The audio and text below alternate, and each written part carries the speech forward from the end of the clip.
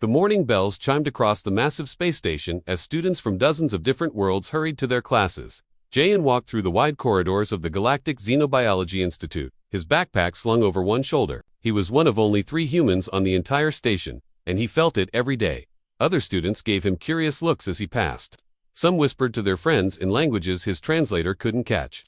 He had gotten used to it over the past few months, but it still made him feel alone sometimes. The Advanced Predator Studies classroom was on the 4th level of the science wing. Jayan pushed through the heavy doors and found his usual seat in the middle row. The room was designed to hold many different types of beings, with adjustable desks and climate controls for each section. To his left sat a group of Vithrak students. They looked like living crystals, their bodies clear and shining with soft-colored lights. When they talked to each other, patterns of light danced across their skin instead of words. They were beautiful to watch, but Jayan had learned they were also very fragile. A hard bump could crack their crystal bodies. Behind him, the Fenor students huddled together in a group. They looked almost like giant rabbits, with soft gray fur and huge ears that never stopped moving. Their big dark eyes were always watching for danger, even here in the safe classroom. Jahan knew their homeworld had no large predators, and their people had been prey animals for millions of years.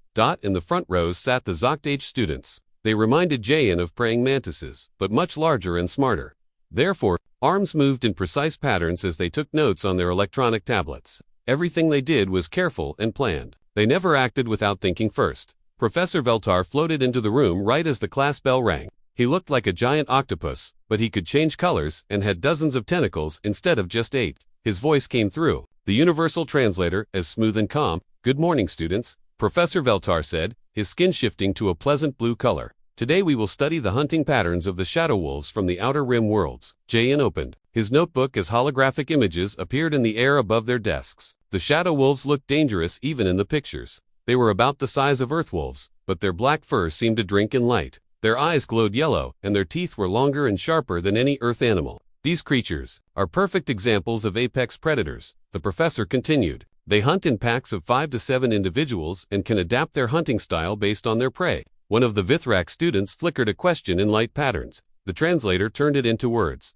"Professor, what would happen if we encountered such a creature?" Professor Veltar's tentacles waved in what Jayan had learned was amusement. "That is very unlikely. These creatures live on worlds far from civilized space. Most of you will never see a live predator outside of a zoo or research facility." Jajan frowned as he listened to his classmates ask questions. They talked about predators like they were math problems to solve. How fast could they run? What did they eat? How did their pack structure work? But none of them seemed to understand what it really meant to face a dangerous animal. A Fenori student raised her paw. "Professor, the statistics show these creatures have a 93% success rate when hunting. How is this calculated?" "Excellent question, Minhee," the professor replied. "The success rate comes from observing their hunts through remote cameras and drone footage." Jahan wanted to raise his hand and ask different questions. What did it feel like to be hunted by a pack? How would you know if one was stalking you? What should you do if you couldn't run away? But he knew his classmates would think those questions were strange. On Earth, his grandfather had told him stories about the old days when tigers still lived in the Korean mountains. A tiger is not just numbers and facts. His grandfather would say a tiger is fear and respect and the smell of danger in the wind. You cannot understand a tiger by reading about it. But here, surrounded by students from peaceful worlds, those stories seemed like fairy tales. The Vithrak had never known predators because their crystal bodies were too fragile for their world to support large hunters. The Venori came from grasslands where the biggest danger was falling into a hole. The Zokt had used technology to remove all dangerous animals from their world thousands of years ago. "Mr. Kim," Professor Veltar called suddenly. "You seem distracted. Do you have something to add about predator behavior?" Jayan looked up to find the entire class staring at him. The Vithrak students had dimmed their lights to show attention. The Fenori ears were all pointed in his direction. Even the calm Zak had turned their large compound eyes toward him.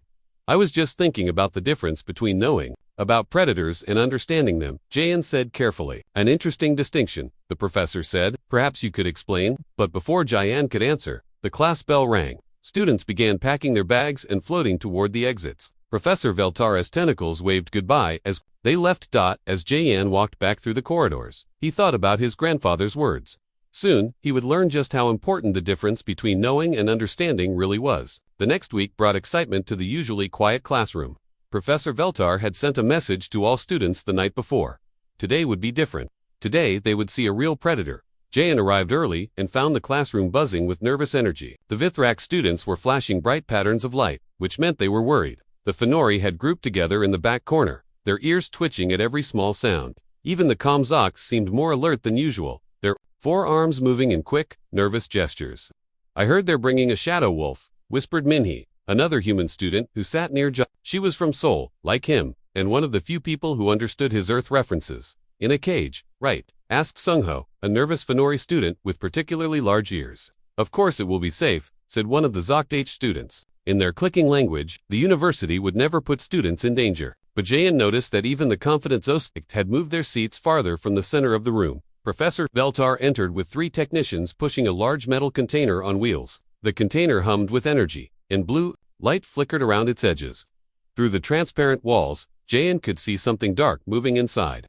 "Students, please remain in your seats," Professor Veltar announced, his skin shifting to a serious dark purple color. "Today, you will observe a live shadow maw from the Epsilon system."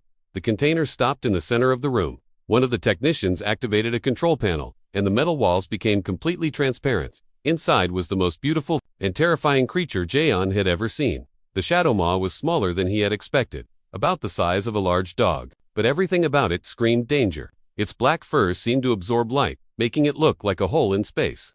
Its muscles moved under its skin like liquid steel, and its eyes, bright yellow eyes, that looked at each student like it was deciding which one to eat first. "Notice the perfect balance between strength and speed," Professor Veltar said, pointing at the creature with one tentacle. "The shadow maw can leap 15 feet and run at speeds up to 60 miles per hour. The alien students took notes and whispered to each other, but Jayan couldn't look away from those yellow eyes. The creature was studying them too. Its head turned slowly as it looked at each student, and Jayan felt like it was memorizing their faces.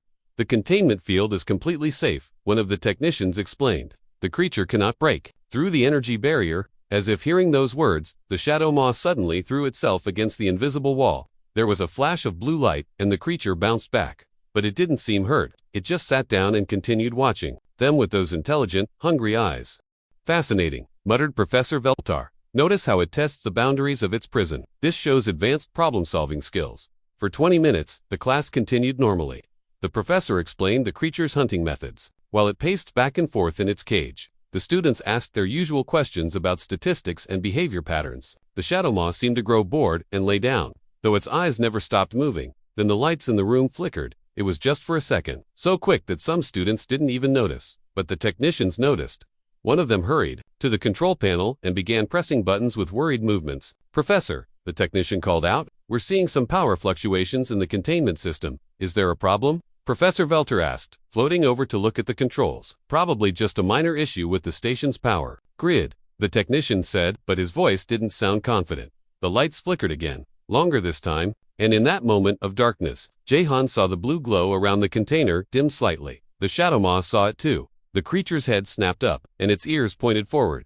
It had been pretending to be bored, but now Jahan could see the intelligence in those yellow eyes. It had been waiting for exactly this moment. "Professor," the second technician said, his voice rising with panic, "the containment field is destabilizing. We need to evacuate the classroom immediately." But before anyone could move, the lights went out completely. In the darkness, Jayan heard a sound that made his blood freeze. It was the hum of the containment field shutting down. Emergency lighting kicked in a second later, painting everything in red shadows. And in the center of the room, where the container had been, stood the shadow maw. Free. The creature looked around the classroom slowly, taking in the panicked faces of 40 alien students. Its lips pulled back in what might have been a smile, showing teeth like white daggers. Then chaos erupted. The Vithrak students scattered like broken glass, their crystal bodies flashing with terror. The Fenori froze completely, their ancient prey instincts locking them in place. The Zokh tried to calculate escape routes, but fear made their logical minds shut down. Students screamed in dozens of different languages. Some ran for the doors. Others hid under their desks. A few just stood there, too scared to move. But through all the noise and panic, Jayan heard something else. His grandfather's voice from long ago. "When you meet a tiger, remember, you are not its enemy. You are either its prey or you are something it respects." The shadow maw crouched low, its yellow eyes reflecting the red emergency lights. It was deciding which student looked the most afraid, which student looked the most like prey. While the classroom erupted in chaos around him, Jayan felt something strange happen inside his chest. Instead of fear, he felt a calm focus spread through his body. It was like a switch had been flipped in his mind. The shadow maw stood in the center of the room, turning its head slowly to watch the panicking students. Its yellow eyes glowed in the red emergency lighting. Jaehan could see the exact moment when the creature's confusion began to change into something much more dangerous. Predator mode. Everyone stop running, Jaehan said loudly, his voice cutting through the screams and chaos. Stop making noise. Move slowly to the exits. Some students heard him and tried to calm down, but panic was spreading like fire. The Vithrak students were flashing so many bright lights that they looked like a broken disco ball. Their terror was making them glow brighter and brighter. The Shadow Ma's ears twitched toward the flashing lights. Jaehan saw the creature's muscles tense. Moving lights meant prey, trying to run.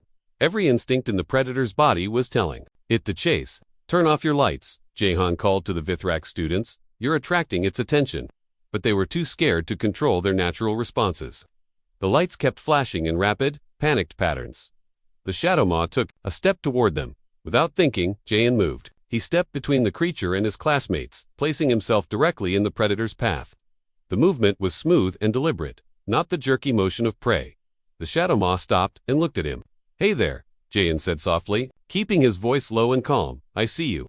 The creature tilted its head, confused. This strange two-legged being wasn't running away like the others. It wasn't making frightened noises or flashing bright lights. It was just standing there, looking back at the Shadow Ma with steady brown eyes. Behind Jaehan, he could hear Minhee helping the Fenori students move toward the door. Her voice was shaky but controlled as she guided them step by step. That's right, just walk slowly, don't look at it. Keep moving. You're not hunting right now, are you? Jaehan continued, talking to the Shadow Ma in that same calm voice. You're scared. This isn't your home. These aren't your hunting grounds. Professor Veltar was floating near the wall, frantically working. On some kind of emergency control panel, the technicians were running around checking equipment, but none of them seemed to know what to do about the free predator in the middle of their classroom. The Shadow Ma was still staring at Jaehan. Its body language was tense, but not aggressive, more like curious. It had never seen anything like this human before. My grandfather told me about animals like you, Jaehan said quietly. He said the old tigers in Korea were the most beautiful and dangerous things in the forest. But they didn't hunt just to kill. They hunted to survive. Slowly, very slowly, Jaehan raised his arms out to his sides. He made himself look bigger without making any sudden movements. It was an old trick his grandfather had taught him about dealing with dangerous animals. The Shadow Ma's ears flicked forward. It was listening to him. You know I'm not prey, Jaehan continued. I'm not running, I'm not screaming. I'm just talking. To you, one hunter to another. Around the room, the other students had begun to notice what was happening. The Vithrak had finally dimmed their panic lights. The Fenori were moving quietly toward the exits. Even the Zakt had stopped their frantic calculations and were watching in amazement. The human student was having a conversation with an apex predator. These are my friends, Jaehan said, nodding slightly toward his classmates. They're not your enemies, but they're not your food either. They're just kids trying to learn, like you probably were once. The Shadow Ma's posture began to relax slightly. Its tail, which had been stiff with tension, started to move in a slow, thoughtful rhythm. That's right, Jaehan said. You're smart. You understand more than they think you do. Professor Veltar looked up from his control panel, his tentacles frozen in shock. In 30 years of teaching xenobiology, he had never seen anything like this. The human wasn't using any technology or special equipment. He was just standing there, talking to a creature that could kill him with one swipe of its claws. And the creature was listening. I know you could hurt me if you wanted to, Jaehan said, honestly. You're faster and stronger than I am. But you don't want to hurt anyone, do you? You just want to go home. The Shadow Ma made a soft sound, almost like a whine. For the first time since escaping its cage, it looked less like a monster and more like a confused, frightened animal. Jaehan felt his heart beating fast, but his hands were steady. This was working. The connection between them was real. Professor, he called, softly, not taking his eyes off the Shadow Ma. How long until you can get the containment field working again? 2 minutes, Professor Veltar replied, his voice full of wonder. Okay, Jaehan said, we can do 2 minutes. The Shadow Ma sat down, still watching him with those intelligent yellow eyes. Around the room, alien students stared in amazement at the impossible scene, a human boy and a deadly predator, understanding each other across the vast distance of evolution in space. The standoff continued for what felt like hours, but was probably only a minute. Jaehan stood perfectly still, his eyes locked with the Shadow Ma's yellow gaze. The creature sat like a patient cat, its tail swishing slowly back and forth. Around them, the classroom had grown quiet, except for the soft sounds of students moving carefully toward the exits. Everything might have ended peacefully if not for some. The young Fenor student had been frozen near the front of the classroom since the moment the Shadow Ma broke free. His large rabbit ears were pressed flat against his head, and his dark eyes were wide with terror. He had been standing like a statue for so long that his legs were starting to shake. Almost there, Professor Veltar whispered from his control panel. 30 more seconds. The words seemed to break through Sung-Ho's frozen panic. Suddenly realizing he needed to move, he took a quick step backward, but his shaking legs betrayed him, and his foot caught on the leg of an overturned chair. Sung-Ho fell with a loud crash, knocking over a metal wastebasket. The sound echoed through the quiet classroom like a gunshot. The Shadow Ma's head snapped toward the noise instantly. Everything changed in that moment. The creature's relaxed posture vanished. Its ears pointed forward like radar dishes. Its muscles bunched under its dark fur. The yellow eyes that had been curious and almost friendly now blazed with pure hunting instinct. Sung-Ho lay on the floor, too scared to move. His prey animal instincts were screaming at him to run, but his body wouldn't obey. He could only stare. As the Shadow Ma rose to its feet and turned toward him, the predator dropped into a hunting crouch. Its powerful legs coiled like springs, its lips pulled back to show those deadly white teeth. A low growl rumbled from its throat. "No," Jayan said firmly. But the Shadow Ma wasn't listening to him anymore. It had found prey.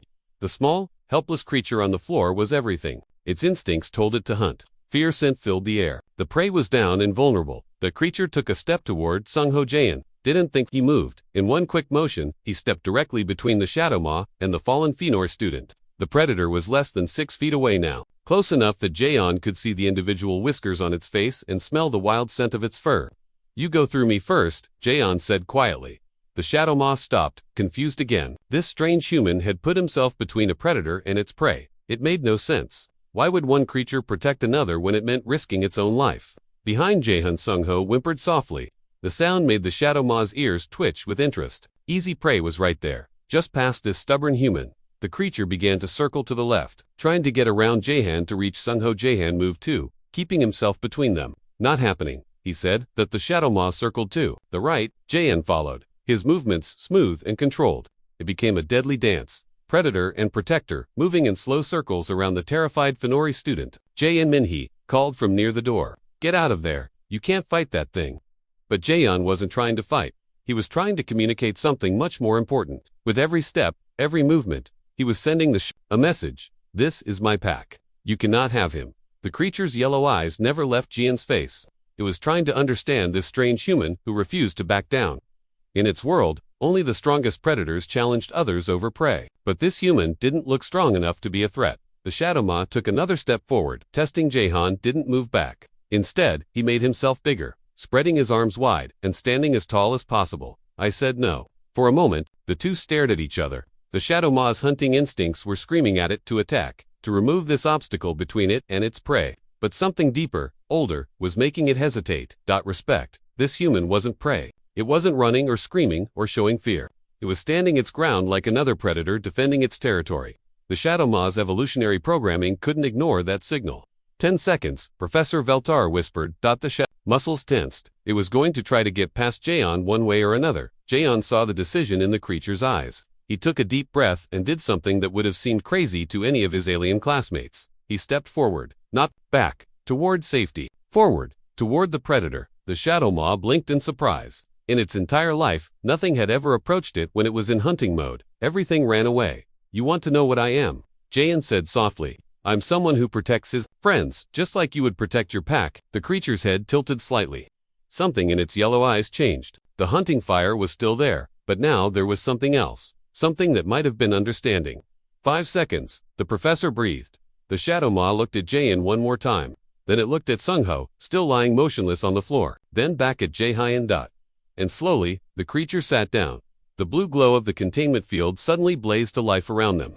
The Shadow Ma was trapped again, but it didn't fight the barrier. It just sat there, watching Jayan with what almost looked like curiosity.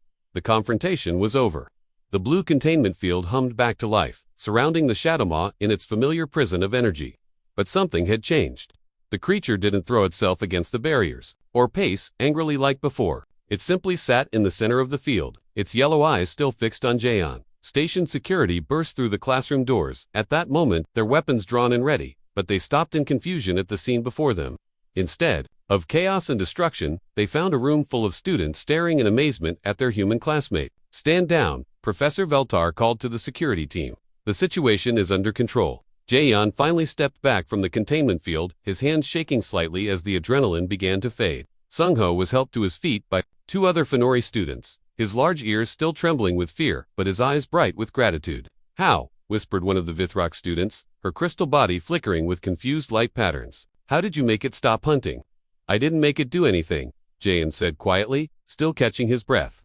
I just showed it that I wasn't prey. Minhee shook her head in disbelief. But it's a wild predator. It doesn't understand words or reasoning, doesn't it? Jayan asked, looking back at the Doma. The creature was still watching him, its head tilted in what looked almost like curiosity. Look at its eyes. Really look. The students gathered closer to the containment field, though they kept a safe distance. As they watched, the Shadowmaw's gaze moved from face to face, studying each of them. There was intelligence there, not just animal instinct. On Earth, Jayan began, my grandfather used to tell me stories about tigers. He said they were the most dangerous hunters in the forests, but they were also smart. They could tell the difference between someone who was afraid and someone who respected them. One of the Zokt H students clicked his mandibles thoughtfully. You are saying this creature recognized you as another predator? Not exactly, Jayan said, but it recognized that I wasn't acting like prey. When everything else in the room was running and screaming, I stood still. When it tried to hunt Sungho, I got in its way. That's not prey behavior. Professor Veltar floated closer, his tentacles writhing with excitement. In 30 years of xenobiology research, I have never witnessed such direct interspecies communication. You had no translator, no technology, yet you managed to convey complex ideas to a creature from another world. It wasn't that complicated, Jayan insisted. Fear and courage look the same, no matter what planet you're from. So does protecting your friends. Sungho approached slowly, his rabbit-like features, still pale but determined. You saved my life, he said simply.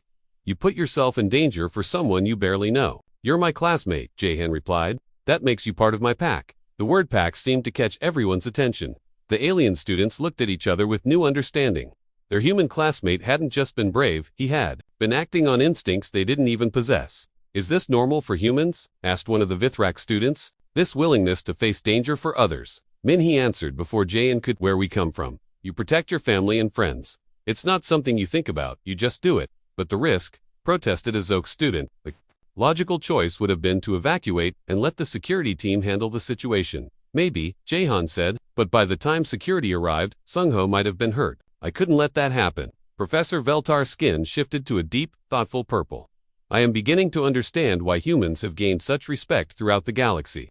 Your species didn't just survive on a dangerous world, you learned to thrive there. You developed instincts that most civilized species have forgotten. We're not special, Jahan said, feeling uncomfortable with all the attention. We just remember what it was like when staying alive wasn't guaranteed. But the other students were looking at him differently now. The Vithrak who had seemed so fragile were flickering with admiration. The Fenori who had been scared were gathering closer. Even the logical Zokt were watching him with new respect. Over the following weeks, everything changed in advanced predator studies. Professor Veltar restructured his entire course to include what he called practical survival psychology. Instead of just studying statistics and behaviors, students began learning about the mental aspects of predator-prey relationships. John found himself answering questions he had never thought to ask before. How do you tell if a predator is hunting or just curious? What should you do if you can't run away? How do you show respect to a dangerous animal without showing fear? The answers came from stories his grandfather had told him, wisdom passed down through generations of humans who had lived alongside tigers and bears and wolves, knowledge that seemed primitive compared to the advanced technology of the space station, but had proved its value when technology failed. Sungho became one of Jaeyoon's closest friends, often seeking him out for advice about overcoming fear. The other students began including the humans in their study groups, eager to learn from their different perspective. You know, Minhee said, one day, as they walked through the station corridors. I never thought our scary homeworld would be an advantage out here. Jahan smiled, thinking of his grandfather's weathered hands and patient voice. Every world teaches its children something different. We just learned how to be brave. Behind them, through the classroom windows, the Shadowmaw watched with intelligent, yellow eyes, as if it understood that something important had changed in the small corner of the galaxy, where different species came together to learn.